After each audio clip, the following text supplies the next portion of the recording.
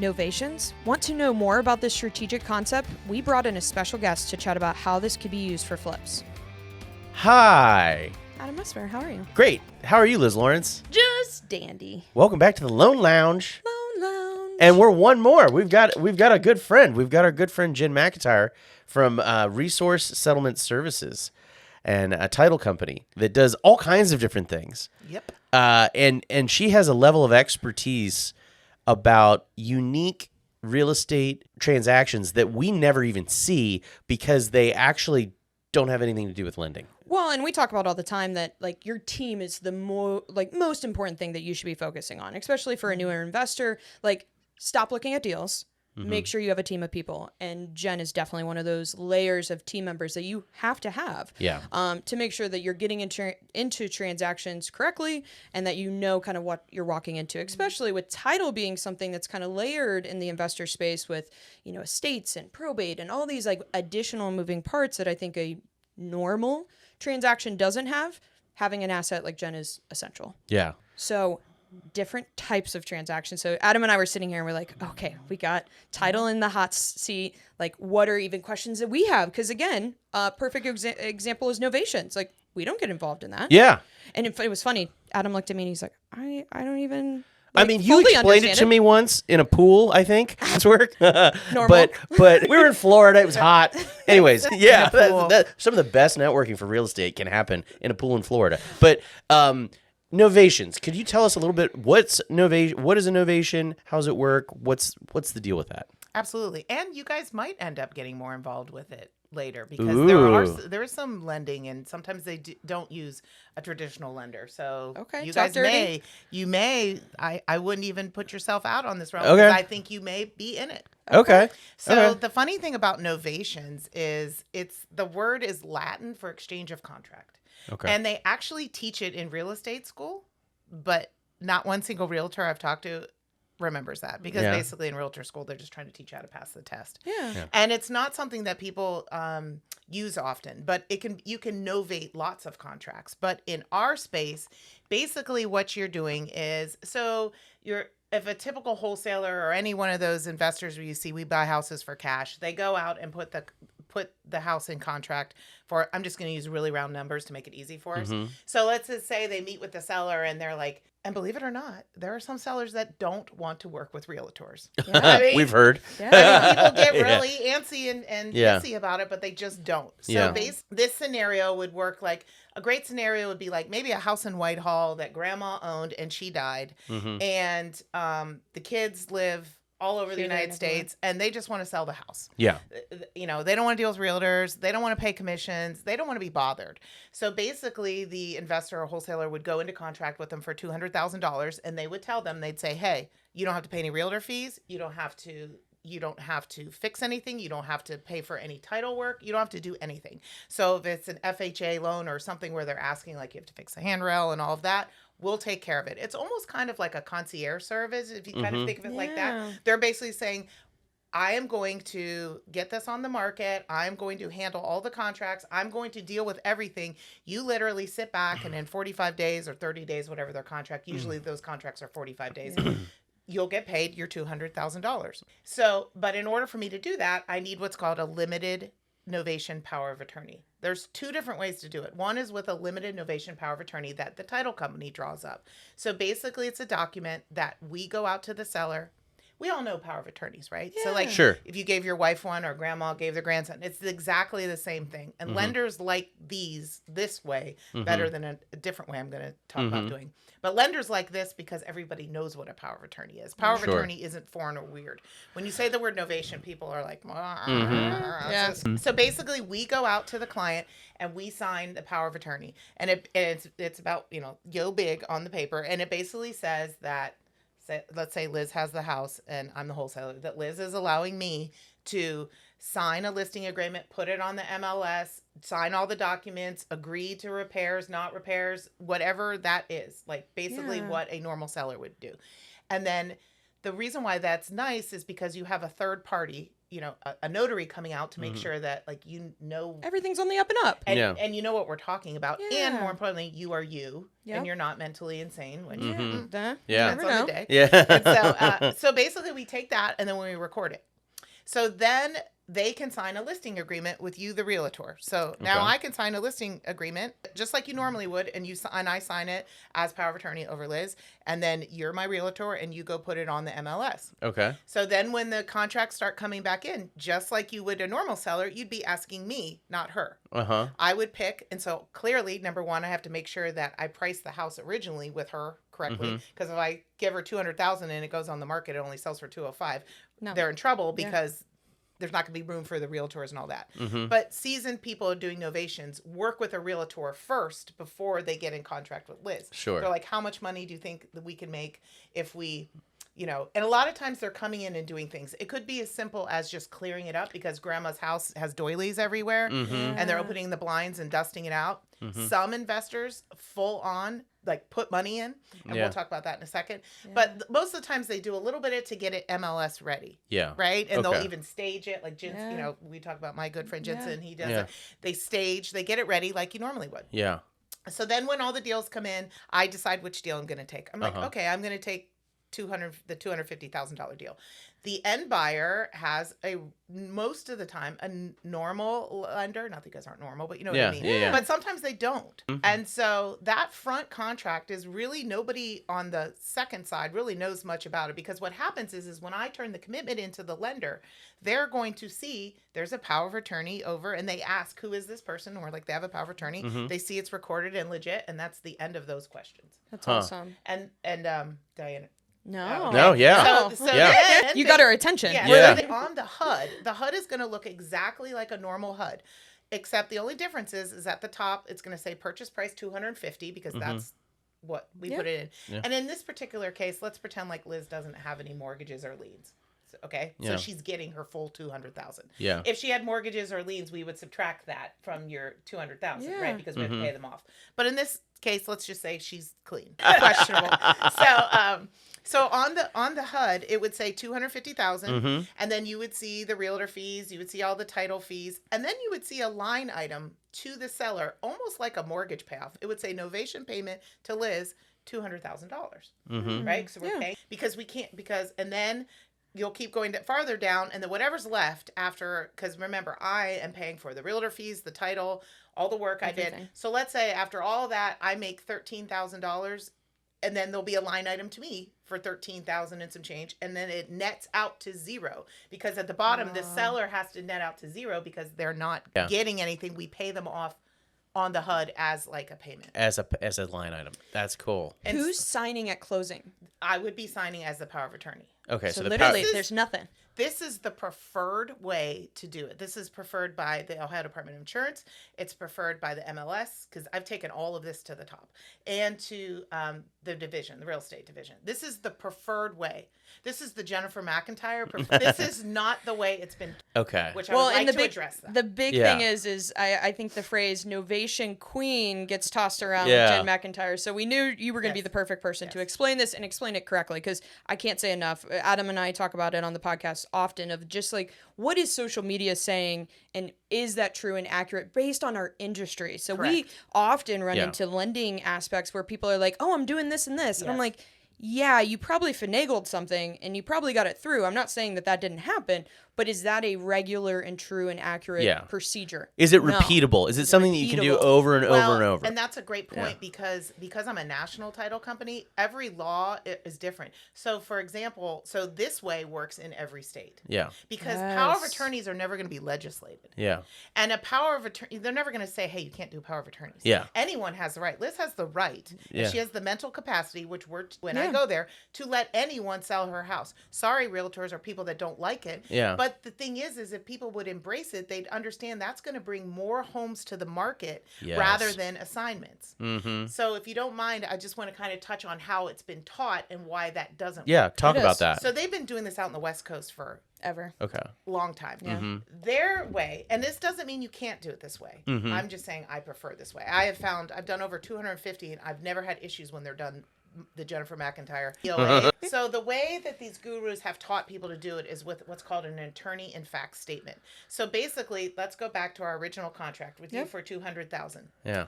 I'm not asking you to sign a POA, but somewhere buried in my contract is a little statement that says, hey, by the way, I can put this on the MLS and I can do this and I can do that. Chances are you probably didn't read that. Yeah. You might have. But most of the time, people aren't thoroughly explaining what's going to happen because you have to thoroughly explain a power of attorney. Because I can't show up to be like, hey, I'm here to sign a power of attorney. And you'd be like, I don't know what the you're talking about. Yeah. So sometimes it's a little bit of laziness on the investor side to just sort of slip it through. Yeah. And so they do what's called an AIF, an attorney in fact statement. So they just signed the listing agreement. Okay. And then what happens is the lender is, when we send the commitment, looks at the listing agreement and looks at and they're like, why did Joe wholesaler sign the listing agreement but Joe seller owns the house? Yeah. And the only way the title can show them that they had the right to put that on is by showing them that front contract. Yeah. When the lender sees that front contract, all hell breaks loose because it's confusing. They don't understand. Yep. They feel like something shady. What's going? It causes issues. Well, because if we think about normal transactions, and I use the phrase normal as in like conventional financing. Yeah. Right. Conventional does not draw outside the lines. Yeah. They want something simple and easy. A POA, standard procedure. Yeah. Now, again, something that comes up occasionally, not on every transaction, but often.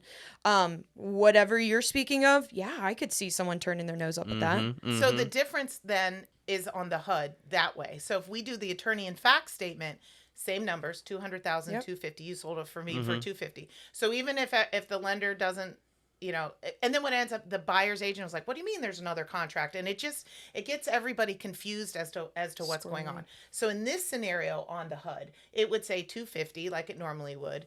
Then you would have all the fees like you normally would. And then I would subtract all the stuff. And again, I'm making 13,000. There'd be a line item to me for 13,000. But then in the bottom, it would say seller to net 200 because the seller actually signs those documents. Yeah.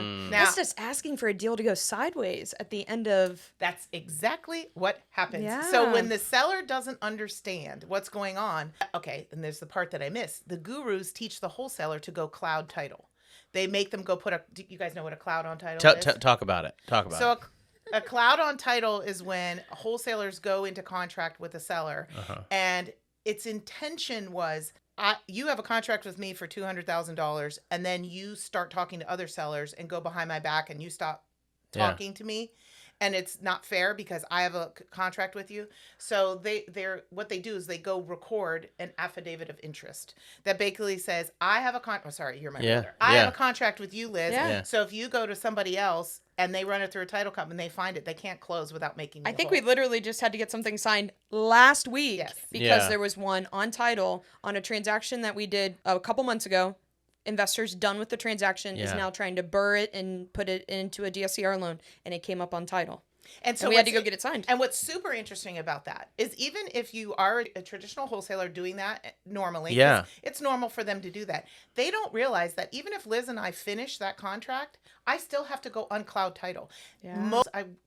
This is like the second biggest thing other than don't ever do quit claims without title work. Yeah. The second biggest thing I want to tell wholesalers in this is when you cloud title, even if your contract goes through, you must go back and uncloud it.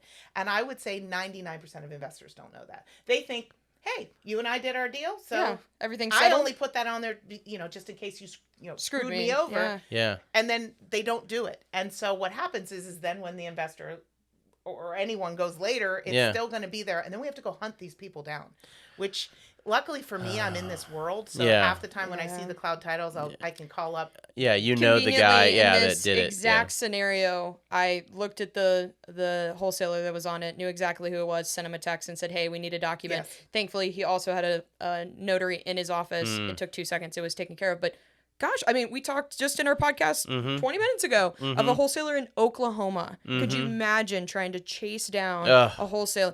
And wholesalers can be anybody. Just to put in perspective, I myself can be a wholesaler on one deal just because I want to be a wholesaler. Yeah. So Realtors this could be an established person. It also could be Joe Bob. And we have to remember, it may not be easy to track down Joe Bob to get this signature that potentially would be needed. So what's interesting is when the gurus taught people to do the attorney in fact way of doing a novation. They tell you to cloud title because going back to your original thought, now we're at the closing table and you see, wait a minute, Jennifer, you sold my house for $250,000 or you're making this money. I'm mad. Screw you. I'm Yeah. just going to go straight to the buyer. Well, that cloud on title is Stops. how the wholesaler gets paid. Yeah. But this is what people don't know. Every state is different. Ohio passed a law in July stating that you cannot have an attorney in fact and cloud title. Almost At all. no one knows that. Because Really? they're trying to stop doing Yeah. novations done that way. Yeah. And so most people don't know that. Yeah. And so so you can do the attorney in fact way, and we would just, you can do it. It's not that that's illegal, but a lot of people you have to But you be can't also transparent cloud title. in Ohio. Yeah. So basically, it sounds like there is a legitimate use for novations, and there's a Tons. legitimate. Yeah. I mean, it makes what you described right at the very beginning is this is a concierge white glove service. You don't want to deal with the house. Cool. Like mom's dead, grandma's dead, whatever. Cool. We're all out of state.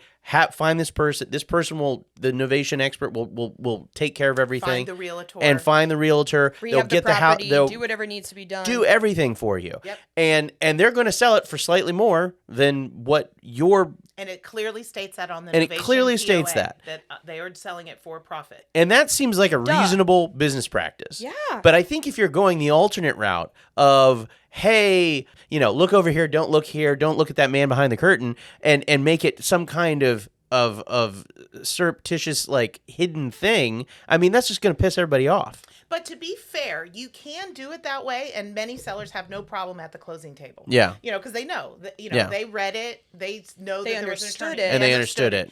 Lenders don't like it. Oh. Lenders like when things are neat and tidy, as you Yeah, know. that's they true. like the listing agreement. And you know who else doesn't like it? Sometimes brokers, when the realtor goes to get paid. Yeah. So this is how this all came up to me, because I used to do them the other way. And one of my good friends went to get paid, and Yeah. his broker was like, wait a minute. Joe Wholesaler signed this listing agreement, and this other person signed this. I don't understand. Oh, because And they didn't the like signer. that they Yeah. shop. Now, really legally, there's no reason why they can't pay them, but it just was like something's Yeah. off. And so I have found that doing the POA way Yeah. is smoother, works better for everybody. And but I do want to note there's 2 times you can't do that. Actually 3. Oh, talk about it. So you can't have a POA over an LLC. So if if you owned Okay. a property, if that property would have been owned in your LLC, Can't do I it. wouldn't be able to. Now I could have a corporate resolution over you, but most Yeah. people aren't going to Knows. give somebody a corporate resolution for a one-time deal. But Yeah. Okay. so it's very important. For anyone who's going to novate, that they go to the auditor site and see who owns the property. If it's owned by an LLC, you Abortion. cannot do it. Yeah. You also can't do it, number 2, if it's owned by an estate or a trust. Same thing. You can't have a legal document over a legal document. Okay. That comes up a lot more because the types of houses that tend to be novated usually aren't owned by an LLC, but a lot of times they're owned by an estate or a trust Yep. because it was given to them. Okay. And the third scenario, which is very rare but just happened to me, is you can't have a POA over a POA. And what happened in this situation, it was a couple from India where he had a POA over. So when I looked at the auditor's site, it was owned by people. So I was like, we're good. Yeah, we're solid. But I found out later he had a POA over his wife because his wife was in India. So you can't have a power of attorney over a power of attorney that was already in existence. But Layers. on the investor side, I would like to share with you one great way to use a novation that I think your people would love. Give us the secret sauce. Yes. Okay, so if you're a standard investor, okay, Liz, you're going to invest, right? You go find a property, you buy it, you close on it, you have to get a loan, you have to do all your stuff, right? Yeah, You close on standard. the proproperty, then you spend 30, 60 days fixing the property, then you go back and you sell it, right? And you pay taxes and you own it for that time. You're paying title twice, you're closing, you're doing everything Yeah. twice. You can use a novation to actually flip a house. So this is how, if you have the cash. It wouldn't Okay. work with the lender. So it's not going to work if you need Yeah. funds. I Yeah. think these are the This aspects is- that yeah. we kind of correlate maybe a little bit more to novations, at least when Adam and I were Yeah. chatting, that people are using. Okay, but go more, ahead. talk Go- more. yeah. A perfect example is one where I'm kind of going to roll in the old, and it actually foreclosure real quick too. The other time you have to be careful with doing novations is if it's actively going to sheriff's sale, because the problem is you're not going to have time to get it on the MLS and get it sold by the. Now it can be in foreclosure, but it can't be like it's On the getting tail end. sold on Friday. Yeah. So this particular scenario, this person did all of these three things. They stopped a foreclosure, flipped a house, and sold it all at once. Wow. So the way for that to work is if you are going to novate a property that's in foreclosure or that is going to be sold, you would have to have the title company find out exactly to the penny how much we need to bring it current. And a lot of times the investors will pay to bring it current because then I can stop the foreclosure. And you And gain then time. and then they pay the mortgage usually for the next 2 or 3 months, because they don't want that person to not pay it. We stop the foreclosure, they pay the mortgage, and then you're able to stop a foreclosure. So the way you can do it as an investor. So she's got a house, and again, let's say it's grandma's house. So I can go to you and say, hey, Liz, I can give you $200,000 for this house because it's probably worth $350 if it was pottery barned, I call it, right? Where it's got white, not gray, anymore. But you know what I mean. Back in the day, I used to say they gray and white it, right? Back when everybody did that. Yes. So I'm like, hey Liz, I think I could get a lot more for your property, but if I was to do work on it, and most people are like, well, I don't have any money to do the work on it, so they're like, do you mind if our closing date is 60 days or 90 days? And most of the time, the people are like, I don't care as long as I get my $200,000, Yeah. And so the novation agreement allows me to work on the house. So if I have the money, so let's say it needs $20,000 worth of work, it could need $100,000 work if you Doesn't have the matter. cash. Yeah.